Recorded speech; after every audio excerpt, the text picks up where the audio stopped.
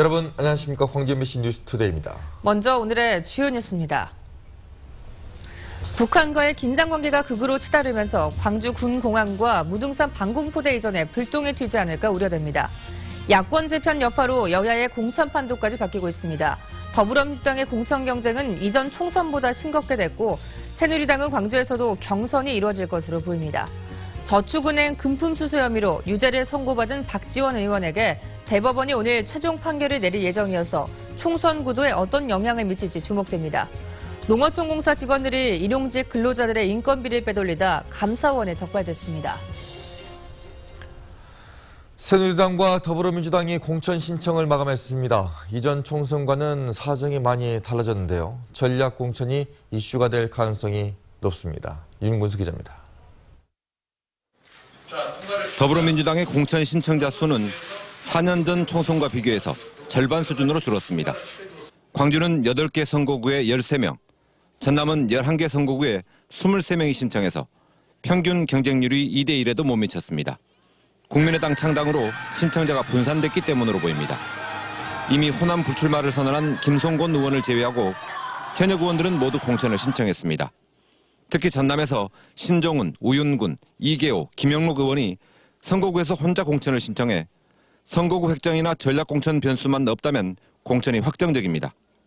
새누리당 이정현 의원의 지역구인 순천 곡성 선거구에는 서가번 전 의원, 노광규 전 순천시장, 김광진 현 비례대표 의원 등 5명이 공천을 신청해서 경쟁이 가장 뜨거웠습니다. 광주에서는 영입 인사들의 공천 신청 여부가 관심을 받았지만 양향자 비대위원은 지도부의 전권을 일임했다며 공천 신청서를 내지 않았습니다. 반면 신청서를 접수시킨 오기영 변호사는 광주를 희망한다면서도 구체적인 지역구는 쓰지 않았다고 밝혔습니다. 더불어민주당은 다음 달부터 경선을 시작하지만 공천 신청자가 적어서 경선 열기보다는 전략 공천 여부가 더 뜨거운 이슈가 될 것으로 보입니다. 새누리당의 경우는 광주에서 7명, 전남에서 15명이 공천을 신청했습니다. 특히 광주 동구와 서구갑, 목포와 광양구례 등 6개 선거구에서는 복수 후보가 공천을 신청해서 경선이 치러질 수도 있게 됐습니다. MBC 뉴스 윤문수입니다. 저축은행 금품 수수 혐의로 1, 2심에서 유죄를 선고받은 박지원 의원에게 오늘 대법원이 최종 선고를 내립니다. 재판 결과에 따라서 총선 구도에 영향을 줄 수도 있습니다. 신광하 기자입니다. 대법원 선고를 앞두고 박지원 의원은 선거구를 돌며 유권자들을 접촉했습니다. 이른바 운명의 날. 대법원 선고 결과를 추론하며 보이는 대중의 관심에는 부담스럽다고도 했습니다. 박 의원은 SNS를 통해 결백하고 사법부의 결정을 존중하기에 담담하다며 최종심을 앞둔 심경을 밝혔습니다. 박지원 의원은 2008년부터 2011년 사이 두 곳의 저축은행으로부터 돈을 받은 혐의로 기소됐다 1심에선 무죄, 2심에서는 일부 유죄 판결을 받았습니다. 대법원에서 형이 확정될 경우 박 의원은 의원직을 잃고 총선 출마가 불가능해집니다. 반면 파기환송된다면 정치적 입지는 더욱 탄탄해져 야권 통합 움직임이 더욱 활발해질 전망입니다. 박 의원의 상고심 선고를 하루 앞두고 지역정가도 숨을 죽였습니다. 더불어민주당 소속 목포시 의원 7명은 총선 관련 입장 표명 기자회견을 가지려다 취소했고 일부 정당과 예비 후보들도 대외 활동을 대폭 줄이고 정책 개발에 몰두하는 모습을 보였습니다. MBC 뉴스 신광하입니다. 어제 낮부터 추위가 풀리면서 오늘 출근길 추위 걱정은 더 쉬어도 되겠습니다. 현재 광주가 영하 1.1도로 평년 기온을 보이고 있고요. 한낮에는 11도까지 오르면서 어제보다 4도가량 더 올라 포근하겠습니다. 구름 영상입니다. 광주와 전남에는 구름만 다소 지날 뿐 대체로 맑은 하늘 드러나 있는데요. 종일 고기압의 영향권에서 맑은 날씨가 이어지겠고 남서쪽에서 따뜻한 바람이 불어오겠습니다. 현재 기온입니다. 장성 영하 3.1도, 광주 영하 1.1도로 큰 추위는 없습니다. 한낮에는 어제보다 2도에서 4도가량 더 오르겠는데요. 무안 9도, 신안 11도가 예상되고 목포 10도까지 오르겠습니다. 다른 지역의 기온을 보면 구례 10도, 순천 10도, 광양 11도가 예상됩니다. 오늘 전해상 대체로 맑은 가운데 물결은 잔잔하게 일겠습니다. 날씨였습니다. 최근 북한과의 갈등이 극으로 달하며 한반도의 고고도 미사일 방어 체계, 이 사드 배치가 추진되고 있습니다. 지자체들의 군시설 기피 심리가 커지고 있어 현재 진행 중인 우리 지역 군공항 이전이나 군부대 이전에도 차질이 우려됩니다. 김인정 기자입니다. 최근 북한이 장거리 미사일을 쏘아 올리자 미국은 패트리엇을 한국에 추가 배치했습니다. So the Patriot missile system provides us the capability to defend critical assets against the North Korean threat here on the Korean Peninsula. 한미 양국은 여기에 고고도 미사일 방어 체계인 사드 배치를 공식 협의하기로 하며 사드 배치를 기정사실화하는 분위기입니다. 이에 따라 후보지로 거론되고 있는 주한 미군 주둔지인 평택 등 일부 지자체에선 이미 반발 움직임이 일고 있습니다. 문제는 군시설이 있는 지자체가 이런 주요 군사시설 배치 후보지로 거론될 가능성을 갖게 되는데 광주에도 군공항이나 무등산 방공포대 같은 군시설이 있다는 겁니다. 실제로 광주 군공항에도 지난 2004년 패트리엇이 비행장 방어를 목적으로 배치됐다 거센 반발 끝에 광주를 떠난 적이 있습니다. 군공항 이전 특별법이 통과되고 무등산 정상 군부대가 최근 이전 협약을 체결하며 이전이 추진되고 있지만 이제 실마리를 푼 정도입니다. 남은 가장 중요한 작업은 광주시가 이전 후보지를 알선해 주민들을 설득하는 건데 한반도 긴장 상황 속에서는 쉽지 않을 전망입니다. 이전을 반대하는 지역 주민들의 목소리는 시끄러운 전투 비행장 전투기다. 그러는 마당에 지금은 이 긴장 관계가 강화되면서 군사적 불안까지 겹치게 된다 한다면 과연 어느 지역 주민들이 환영하겠느냐. 겨우 첫 단추를 꿰다는 평가를 받았던 군시설 이전. 한반도 경색 국면이라는 변수까지 만나며 앞으로 험로를 예고하고 있습니다. MBC 뉴스 김인정입니다. 광주 기독교협의회는 광주 YMCA에서 기자회견을 갖고 개성공단 폐쇄 조치는 남북관계를 과거 냉전 시대로 되돌리는 위험한 결정이라며 개성공단 폐쇄와 몰수 조치를 즉각 철회할 것을 촉구했습니다. 또 개성공단은 단순한 지역의 산업단지가 아닌 민족을 하나 되게 하는 평화의 터전이라며 전쟁 위기 조성을 중단하고 평화를 위한 대화에 나설 것을 요구했습니다. 한국농어촌공사 직원들이 일용직 근로자 인건비를 교묘하게 빼돌려서 가로챈 것으로 드러났습니다. 또 특정 업체에게 일감을 몰아주고 뒷돈을 챙겨오다가 감사원 감사에 무더기로 적발됐습니다. 이계상 기자입니다. 지난 2011년부터 4년 동안 한국농어촌공사는 일용직 인건비로 72억여 원을 집행했습니다. 이 가운데 상당 부분을 직원들이 거짓으로 인부를 고용했다고 속이고 가로챘다가 감사원에 적발됐습니다.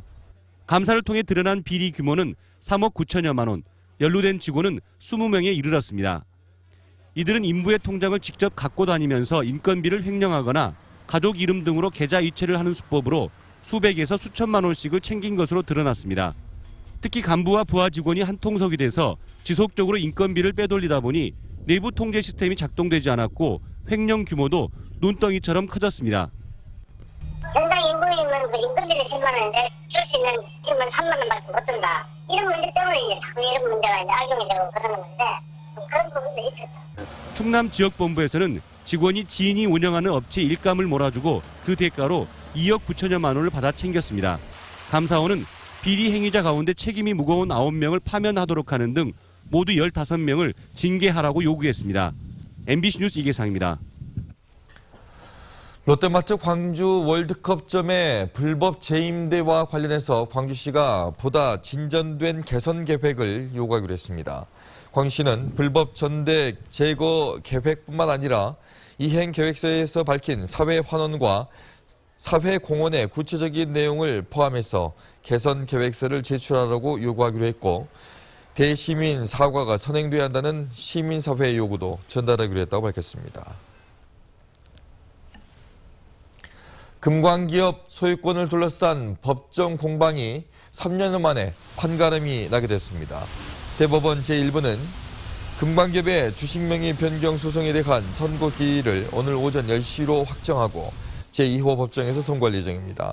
금광기업의 옛 주인인 송원그룹이 지난 2012년 말 금광기업과 금광기업의 대주주인 세운건설 등을 상대로 법원에 반환 소송을 제기한 지 3년여 만에 대법원 판결이 내려지게 된 것입니다. 금광기업은 지난 2010년 법정관리에 들어갔고 세운건설 컨소시엄이 인수한 이후 법정관리에서 벗어났습니다.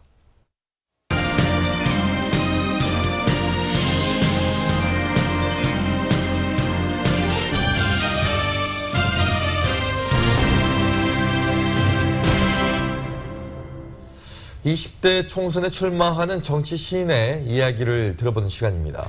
네, 오늘은 광주 북구을 선거구에 출사표를 던진 무소속 노남수 예비후보를 만나보겠습니다. 안녕하십니까? 예, 안녕하십니까? 네, 노남수 후보에 대해서 잘 모르시는 분들이 많을 것 같습니다. 예. 소개를 좀 부탁드리겠습니다. 예, 저는 광주 북구 일곡동에 태어나고 지금까지 광주에서 살았습니다.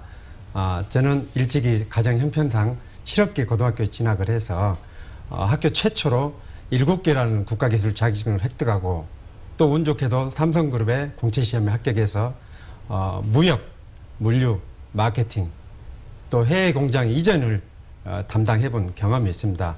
그러면서 수백억 원의 예산 절감을 추진했던 경험이 있습니다.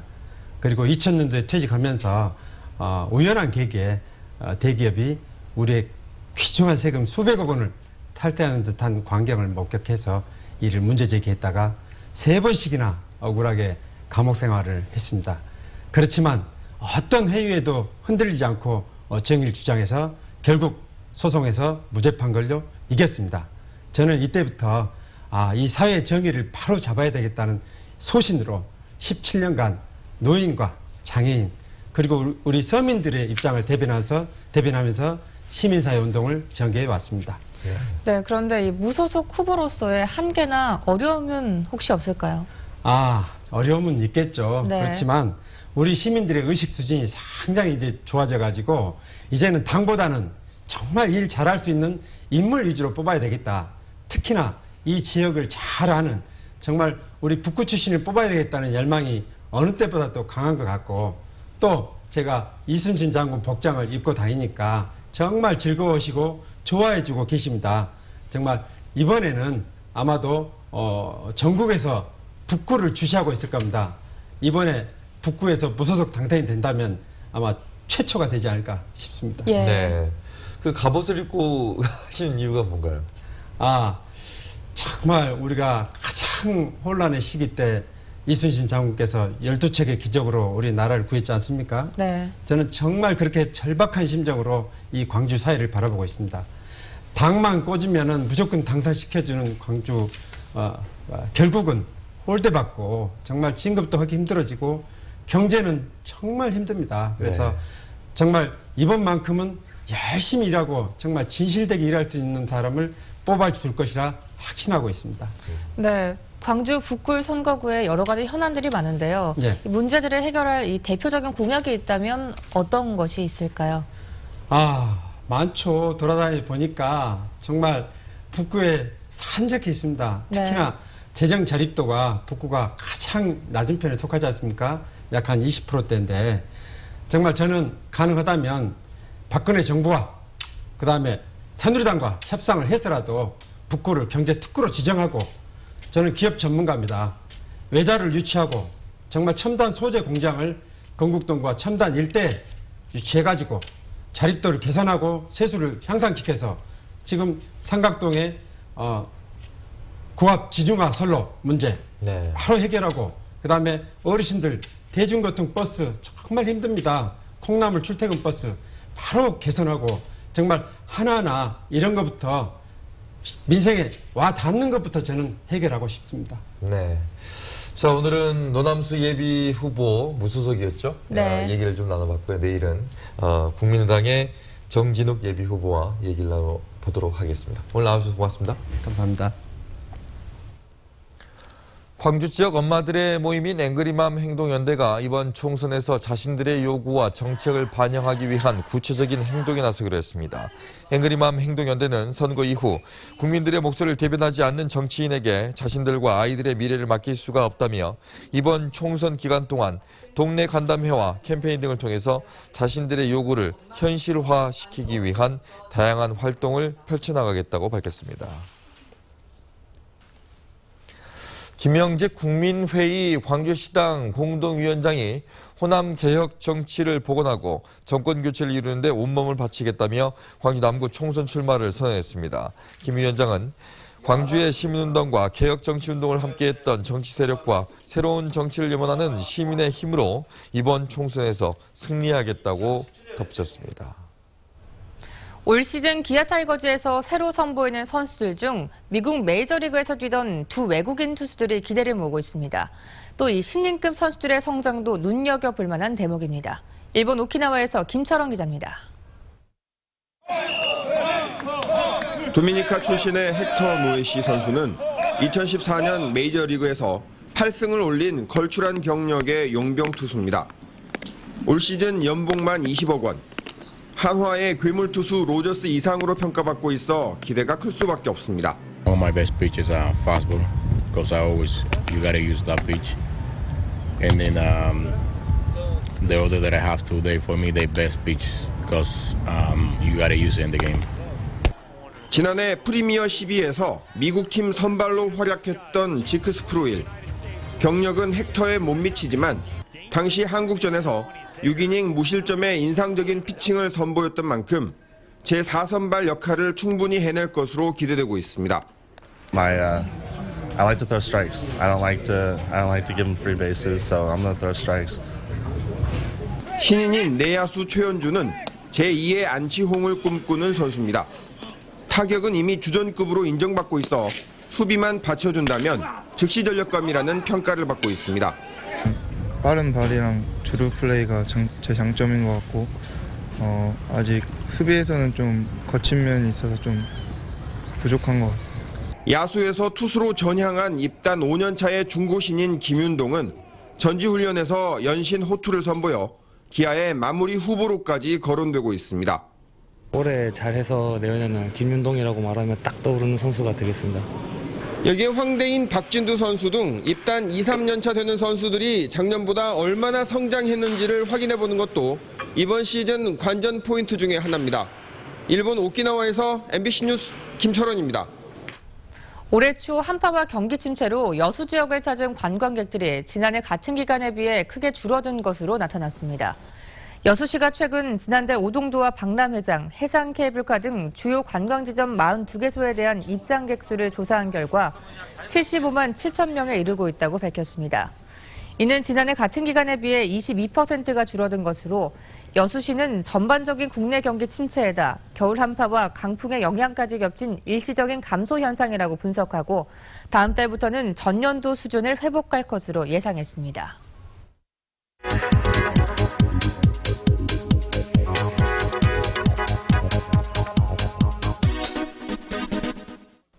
꽃들이 하나둘 피기 시작하면서 본격적인 봄맞이에 들어갔는데요.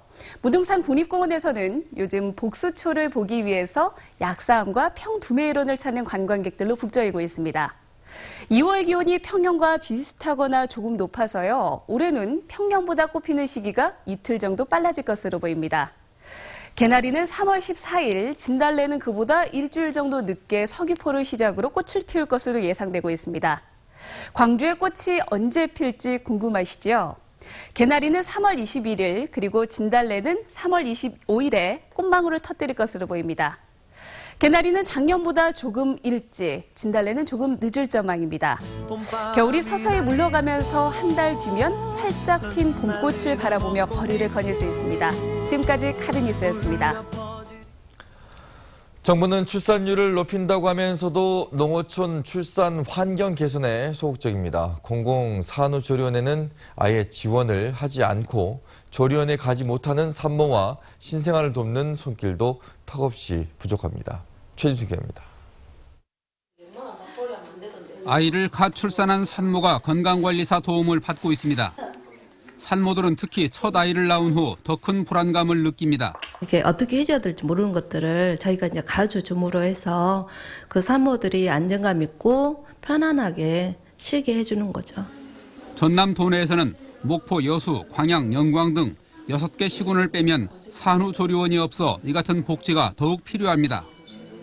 하지만 산모와 신생아 건강관리 서비스를 위탁받은 기관도 지난해 말 기준으로 7개 시군에만 운영 중이고 그나마 올해 장성에서는 문을 닫았습니다. 산모 건강관리 기관이 없다 보니 목포에서 진도와 완도 지역 산모까지 관리하고 있습니다. 지난해 전남도 내 출생아 수는 15,000명에 이르지만 산후조리원이나 산모와 신생아 건강관리 서비스를 받은 산모는 절반을 조금 넘는 데 그쳤습니다. 지난 2014년 전국 출산율은 현재 인구를 유지하는 수준보다 턱없이 낮은 1.21명. 정부의 인구 늘리기 정책이 갓난아이를 보살피는 출발선에서부터 갈피를 잡지 못하고 있습니다. MBC 뉴스 최진수입니다. 광주 환경운동연합은 승천보 주변의 친수구역 개발 사업을 추진하고 있는 광주 남구에 대해서 사업 철회를 촉구했습니다. 환경운동연합은 4대강 사업의 결과로 영산강 생태계가 악화되고 있는 가운데 도시계획 검토나 환경성에 대한 입증 없이 개발이 추진될 경우에 지자체 재정 부담을 가중시키고 생태계에 악영향을 미칠 것이라고 경고했습니다. 광주시 교육청이 역점적으로 추진해온 중고 책걸상 재활용 사업이 전국으로 확산되고 있습니다. 광주시 교육청에 따르면 각급 학교에서 남는 낡은 책걸상을 수집해서 수리한 뒤에 필요한 학교로 보급한 사업을 통해 3년 동안 7,200여개가 재활용됐습니다. 연도별 예산 절감액은 재작년에 1억 1천만 원, 작년에는 4,900만 원 등 3년 동안 2억 3천만 원에 이릅니다. 이에 따라 책걸상 재활용 사업은 전국적인 벤치마킹 사례가 되고 있습니다. 광주 MBC는 연말연시에 모금한 불우이웃 돕게 성금을 광주 전남 사회복지 공동모금회에 전달했습니다. 광주 MBC는 지난해 11월 23일부터 지난달 말까지 70일에 걸쳐 모금한 성금 5억 1천여만 원을 광주와 전남 공동모금회에 나눠 전달했습니다. 이번 연말연시 광주에서는 2억 7,600만 원, 전남에서는 2억 3,300만 원이 모금됐습니다.